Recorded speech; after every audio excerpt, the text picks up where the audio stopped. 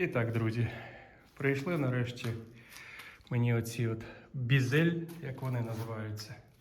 І я зміг поставити фонарі на місце.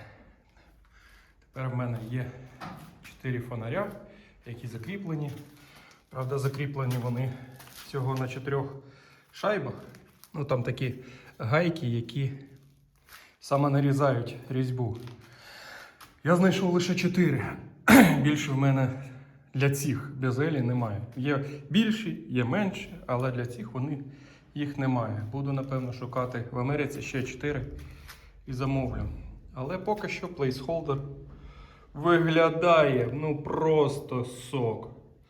Бомбічно. Ця некромантія, вона працює. Тупо нова машина.